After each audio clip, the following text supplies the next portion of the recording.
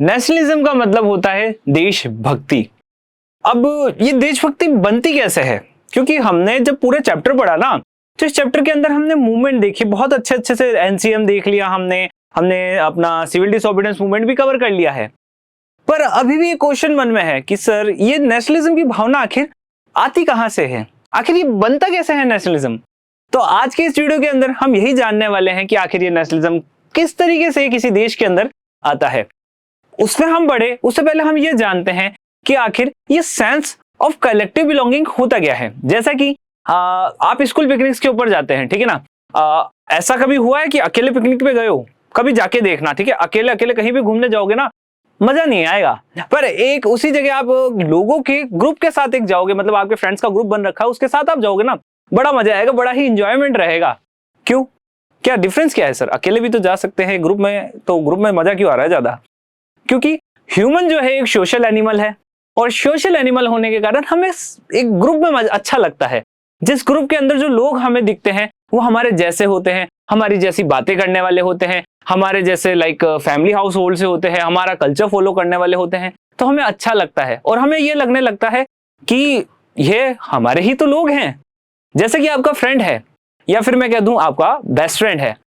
आपका best friend वो क्यों है? क्योंकि वो आपके जैसा है।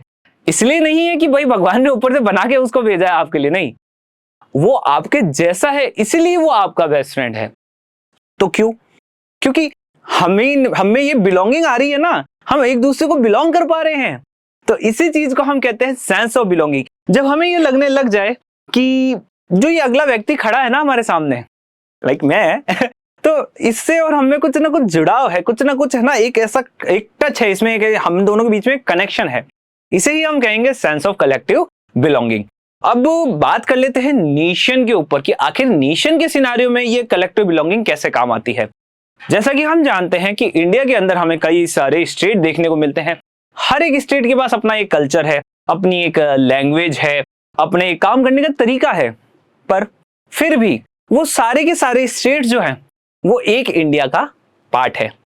आप हो सकता है कि आप गुजराती भाषा बोलते हो सकता है आप असम की भाषा बोलते हो, ठीक है, असमी कहते हैं जिसके, या फिर आप हो सकता है आप मराठी बोलते हो, कन्नड़ बोलते हो, और लेट्स सपोज राजस्थानी मारवाड़ी बोलते हो।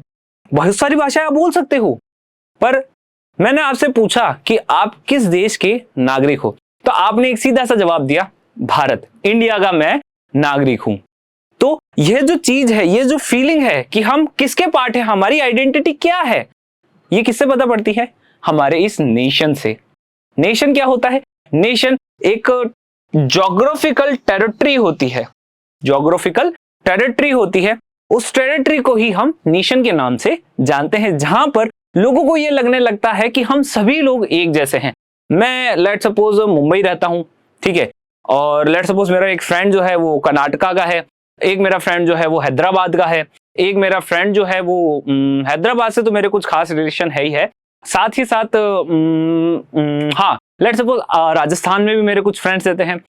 पर उन सभी और हम सभी के बीच में एक चीज कॉमन है, हम सभी के कल्चर, बोलने का तरीका, लैंग्वेजेस अलग अलग हो सकती है, पर हम सभी लोग एक इंडिया का पार्ट हैं। तो यह चीज कैसे डेवलप होती है, तो चलो इसके बारे में बात कर लेते हैं। यहाँ पे एक परिभाषा लिखी है, एक डेफिनेशन लिखी है कि नेशनलिज्म जब स्प्रेड होता है, जब लोगों को ये लगने लगता है कि वो एक सेम नेशन का पार्ट है और कुछ ऐसा है जो उन सभी को एक साथ बांधे रख रहा है। साथ ही साथ जब आप बात करते हो नेशनलिज्म की, सेंस ऑफ कलेक्टिव बिलोंगिंग की, ये किस तरीके से काम आता है या काम आया होगा हमारे इंडियन मूवमेंट्स के अंदर। तो देखो, जब इंडियन मूवमेंट चल रहे थे तो सबसे ज्यादा जरूरी यही था कि सभी लोग इसके अंदर पार्टिसिपेट करें। अब सभी लोगों के अंदर हम जानते हैं कि हिंदू भी है, मुस्लिम भी है, क्रिश्चियन भी है, पारसी भी है, पंजाबी भी है, सभी तो हैं। तो इन सभी लोगों की कल्चर, लैंग्वेज सब अलग अलग है, पर इन सभी को लगे कि ये एक देश के लिए लड़ रहे हैं। तो उसके लिए जो नेशनल लीडर्स थे ना, उन्होंने क्या किया, उन्होंने इस टाइप के पोस्टर्स का यूज करना शुरू कर दिया था, जिसके अंदर वो बताते थे कि यहाँ पे एक है मंदिर, यहाँ पे हमें क्या दिख रहा है, यहाँ पे हमें दिख रहा है एक मंदिर है, एक मस्जिद है, यहाँ पे एक लाइक से जैन शाला है, और यहाँ पे एक सिख गुरुद्वारा है। तो इससे थ्रू एक चर्च भी है यहाँ पे, लाइक ये वाला चर्च है, ओके। तो यहाँ पे वो बता रहा है कि हाँ, यह सारी जो चीजें हैं वो एक इस नेशनल लीडर से कनेक्ट हो रखी है। मतलब यह जो नेशनल लीडर है वो इन्हें भी मानते हैं, इन्हें भी मानते हैं, इन्हें भी इक्वल मानते हैं, इन्हें भी वो इक्वल मानते हैं। ये सारी जो धर्म है, रिलीजन है, लैंग्वेजेस हैं, ये सभी जो है ना वो एक हैं और ये रिप्रेजेंट कर रहे हैं एक पूरे के पूरे नेशन को। तो कहीं ना कहीं नेशनल लीडर्स ने एकता की भावना, जिसे सेंस ऑफ कलेक्टिव बिलोंगिंग हम कह सकते हैं, उसको उसको पनपने के लिए, उसको बनाने के लिए पोस्टर्स का, सॉन्ग्स का, इसी की तरह हम कई सारे और भी सिंबल्स का, हिस्ट्री का, फिक्शंस का उन्होंने यूज किया होगा या यूज किया भी है। अब हम बात कर लेते हैं कि आखिर किस तरीके से एक नेशन जो है रियलिटी बन जाता है लोगों के सामने। साथ ही साथ आखिर किस तरीके से different community, different religion, different classes के लोग ये समझने लग जाते हैं कि हम एक देश का पार्ट है। तो यह प्रोसेस जो है ना उसकी शुरुआत होती है जब कोई प्रॉब्लम आती है। और इंडिया के अंदर सबसे बड़ी प्रॉब्लम आई थी ब्रिटिश रूल। 200 सालों का इतिहास है सर, 200 साल उन्होंने हमारे ऊपर राज किया। उनके टाइम पीरियड में हमें यह लगने लग गया था कि यह जो लोग हैं वो सिर्फ और सिर्फ अपनी पॉलिसी से हमें लूटने आए हैं और हमें इन्हें रोकना होगा और रोकने के लिए हमें लड़ना होगा। अब सोसाइटी में ऐसा नहीं है कि एक दो ग्रुप ही उस ब्रिटिश रूल से परेशान थे, लगभग सोसाइटी का हर एक ग्रुप जो है ब्रिटिश रूल से परेशान हो चुका था। तो उन सभी ने डिसाइड किया कि हम सभी को एक साथ आके लड़ना चाहिए। जब हम एक साथ आके लड़ने लगे तब हमें पता लगने लगा कि अरे यह भी तो हमारे जैसा ही है, इनका कल्चर भी हमारे जैसा है, इनकी लैंग्वेज भी हमारी जैसी है, ठीक है। तो ये चीजें हमें कॉमन दिखने लगी। तो हमें लगने लगा कि हम लोगों में क्या है, एक यूनिटी है। तो यूनाइटेड स्ट्रगल्स ने हमें क्या किया है, एक नेशनलिज्म को बनाने में हेल्प किया है। अब हम बात करते हैं कि हम हैं हिंदूज, ठीक है। हम लोग हैं भारत के वासी। भारत के वासियों की सबसे बड़ी खासियत यह है ना कि हम लोगों को हर एक चीज के अंदर जीव दिखता है, हर एक चीज में हमें लाइफ दिखती है। आपके घर में कूलर चल रहा होगा, कूलर एक मशीन है, ओके। आपकी मम्मी से आपने ये जरूर सुना होगा कि अरे ये 8 घंटे से चल रहा है, अब परेशान हो गया होगा, ऐसा कुछ, और अब इसे बंद कर देना चाहिए, इसको रेस्ट की जरूरत है। ये चीज आपने जरूर सुनी होगी। अब रेस्ट की जरूरत किससे होती है? ह्यूमंस को होती है। हम काम करते हैं, हम थकते हैं, वो मशीन है, वो कभी थक नहीं सकती। पर ये हमारी भावना है कि हमने कूलर के अंदर भी एक लाइफ को ढूंढ लिया है। तो इंडियंस को अब चाहिए था कि ओके, सब समझ गए, नेशनलिज्म वगैरह सब समझ गए, पर अगर हमने एक आइडेंटिटी नहीं बनाई कि आखिर ये नेशन दिखेगा कैसा, तब तक हम कभी भी इंडियंस को एक साथ नहीं ला सकते। तो ऐसे में नेशनल लीडर्स ने सोचा कि हमें एक है ना फिगर को लेकर आना चाहिए और उस फिगर के थ्रू हमें रिप्रेजेंट करना चाहिए कि ये जो फिगर है, ये फिगर है हमारे इस नेशन का। हमारा जो नेशन है वो कैसा दिखता है, इस फिगर के जैसा दिखता है। अब ये जो फिगर बना वो बना एक फीमेल फिगर, जिसे हम जानते थे भारत माता के नाम से। भारत माता को सबसे पहले बंकिम चंद्र चट्टोपाध्याय ने ड्रॉ किया था कि हाँ, ये एक माता है, ये एक फीमेल फिगर है, फीमेल डाइटी है हम लोगों के लिए, जो किसका रोल निभा रही है, जो हमारे नेशन का रोल निभा रही है। ये हमारा नेशन है। साथ ही साथ बंकिम चंद्र चट्टोपाध्याय का एक बहुत ही सिग्निफिकेंट रोल है हमारा वंदे मातरम, जिसे हम हाइमन टू दी मदरलैंड भी कहते हैं, उसको बनाने में। तो ऐसे में वंदे मातरम को किसने लिखा है? बंकिम चंद्र चट्टोपाध्याय ने लिखा है वंदे मातरम। और इसी के साथ साथ वंदे मातरम जो है आगे जाके आनंद मठ के अंदर लिख दिया जाता है, उसका एक संकलन कर दिया जाता है, उसमें एक उसका एल्बम बना दिया जाता है। जब हमारे इंडिया के अंदर स्वदेशी मूवमेंट चल रहा था, बंगाल मूवमेंट वगैरह चल रहे थे ना, उस समय ये वंदे मातरम जो है वो बहुत ज्यादा फेमस हुआ था। पर फिर हम आगे बढ़ते हैं और बढ़ते हैं हम अबिंद्रनाथ टैगोर 1905। अबिंद्रनाथ टैगोर ने 1905 के अंदर एक फीमेल फिगर को ड्रॉ किया, जिसे हम भारत माता के नाम से जानते थे। पर अब जो फीमेल फिगर हमारे सामने आया था भारत माता का, उसके अंदर कई सारी खास चीजें थी। इस फीमेल फिगर को देख के हमें यह लगने लग गया था कि इनके हाथ में क्या है, कपड़ा है, ज्ञान के लिए इनके हाथ में पांडुलिपियां है, धान के लिए इनके हाथ में ग्रेन वगैरह है, और अपनी नॉलेज को बताने के लिए इनके हाथ में माला है। और इन्होंने जो वेशभूषा धारण कर रखी है वो एक साध्वी की वेशभूषा है, जो कि बहुत ही ज्यादा शांत है, बहुत ही ज्यादा इंटेलेक्चुअल है, बहुत ही ज्यादा उसमें ज्ञान है, और साथ ही साथ वो बहुत ही ज्यादा पावरफुल है, वो पता पड़ता है इसके इस व्हाइट कलर का ये जो तेज आ रहा है ना पीछे एनलाइटमेंट वाला, उससे। तो यह ड्रॉ किया था अबिंद्रनाथ टैगोर ने, जो लर्निंग, फूड, क्लोथिंग, ये सारी चीजें हमें बताता है। तो कहीं ना कहीं फीमेल फिगर के साथ इन्हें हमने रिलेट करना शुरू किया, और जो हमारे नेशनल लीडर्स थे, वो नेशनल लीडर्स ने इन फीमेल फिगर्स का यूज किया, भारत माता का यूज किया, जिससे उन्होंने रिप्रेजेंट किया कि हाँ, हमारा जो भारत है वो भारत माता है, और भारत माता किस तरीके से दिखती है, भारत माता इस तरीके से दिखती है। हमें इनके प्रति एक सद्भावना रखनी चाहिए कि यह जो है ये हमारा नेशन है, और यह जो नेशन है ना, यही हमें एक साथ जोड़े रखा है। पर अभी भी कुछ ऐसी कमी थी जो इस मूवमेंट के अंदर नजर आ रही थी, नेशनलिज्म में हमें नजर आ रही थी।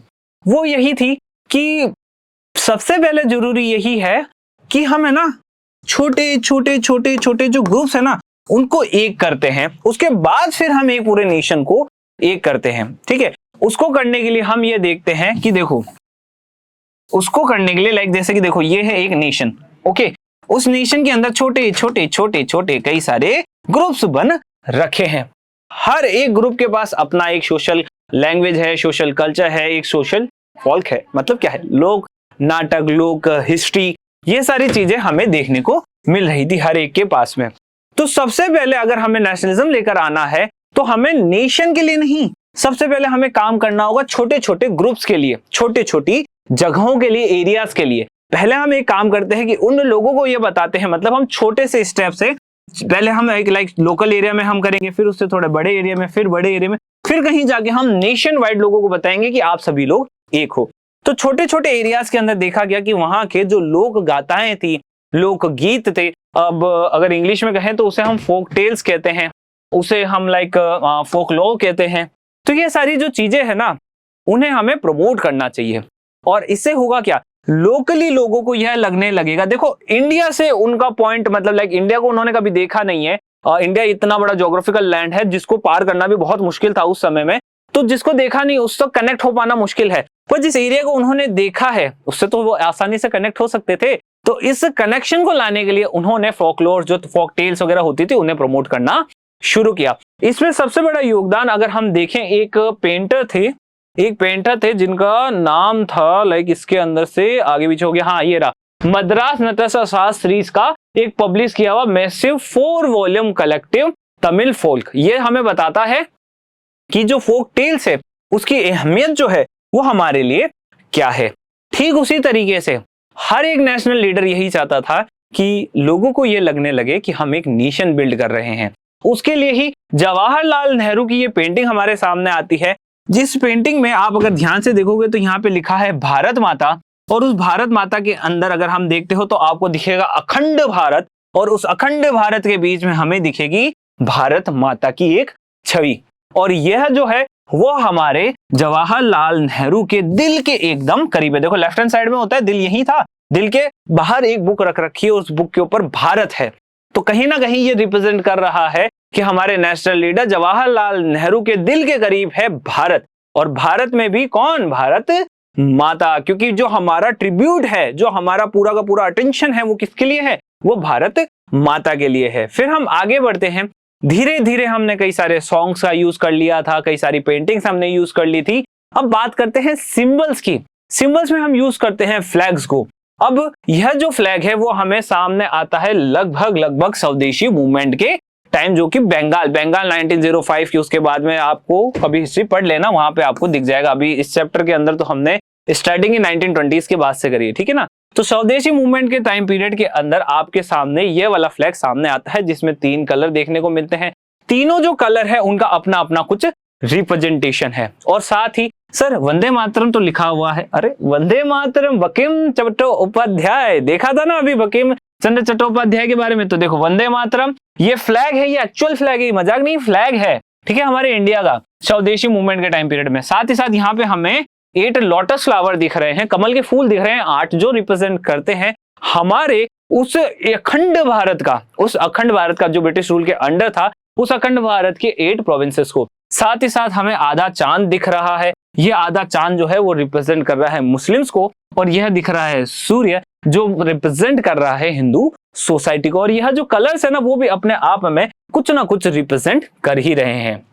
अब फ्लैग की जो वैल्यू थी वो महात्मा गांधी जी समझ चुके थे, तो महात्मा गांधी जी ने बोला कि हमें एक फ्लैग और बनाना चाहिए जो अपने मैसेज को और अच्छे तरीके से हमें बताएगा। तो उसके लिए महात्मा गांधी जी डिजाइन करते हैं स्वराज फ्लैग को। इस स्वराज फ्लैग के अंदर 3 कलर हमें देखने को मिल रहे थे।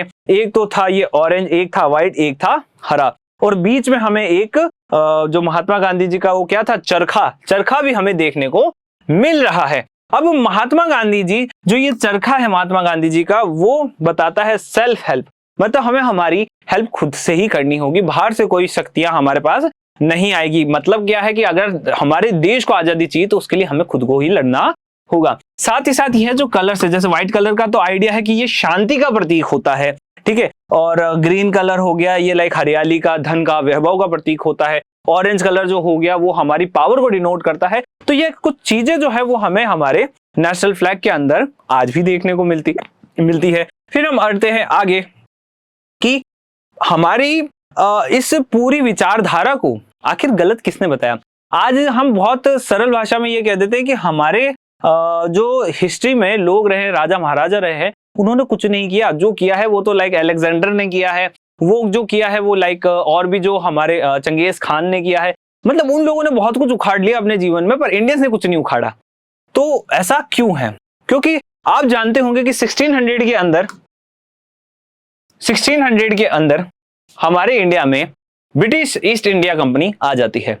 उसके बाद से लेकर 1947 तक का जो इतिहास हमने देखा, उस इतिहास के अंदर कई बार ऐसी कोशिशें की गई जिसमें हमने ये देखा कि अंग्रेजों ने अपने आप को सुपीरियर बताया और हमें पिछड़ा हुआ बताया कि हम जो लोग हैं वो कभी भी बराबरी ना कर सके अंग्रेजों की, और ना ही हम कर सकते हैं। हमारा हिस्ट्री से ही ऐसा रहा है कि हम कभी भी बराबरी नहीं कर सकते। पर बच्चों हमेशा इस चीज का याद रखना, इंडियन हिस्ट्री जितना पावरफुल राजाओं को बताती है अपने, उतना पावरफुल पूरे वर्ल्ड में कोई राजा नहीं हुए हैं। जो काम हम लोगों ने किया है, हमारी टेरिटरी में किया है, वो आज तक कभी भी किसी राजाओं ने नहीं किया है। और ऐसे में कभी भी इतिहास पढ़ोगे, इतिहास के पन्ने पलटोगे ना, तब पता पड़ेगा कि इंडियंस जो है ना वो किसी से कम नहीं है। पर इंडियंस किसी से कम नहीं है, इस भावनाओं को लोगों में तक पहुंचाने के लिए अब जरूरत थी रीइंटरप्रिटेशन ऑफ हिस्ट्री की। हमें हमारे हिस्ट्री को वापस से रीइंटरप्रेट करना होगा, क्योंकि जो हिस्ट्री ब्रिटिशर्स ने हमारी लिखी है उसमें उन्होंने हमें हमेशा से बैकवर्ड माना है, पिछड़ा हुआ माना है। अब हमें हमारी हिस्ट्री को वापस रीइंटरप्रेट करना होगा और यह समझना होगा कि हमारी साइंस, हमारी आर्ट्स, हमारा कल्चर जो है ना वो बहुत ही ज्यादा पावरफुल है, और कहीं ना कहीं हम इसके थ्रू ही एक नेशन को बता पाएंगे कि नेशन तुम बहुत पावरफुल हो। और जब एक नेशन को पता चलेगा कि वो बहुत ज्यादा पावरफुल है, तभी तो लोग उससे जानेंगे कि हमारा नेशन बहुत ज्यादा पावरफुल है, हमारी हिस्ट्री जो है वो बहुत ज्यादा पावरफुल है। तो बच्चों आज के इस वीडियो में इतना ही। वीडियो अगर अच्छा लगता है तो लाइक करें, वीडियो बहुत अच्छा लगता है तो इसे कमेंट भी कर दे, और सर वीडियो अगर दिल को छू चुका है तो स्कोर शाला के यूट्यूब चैनल को भी आप सब्सक्राइब कर सकते हैं। Thank you.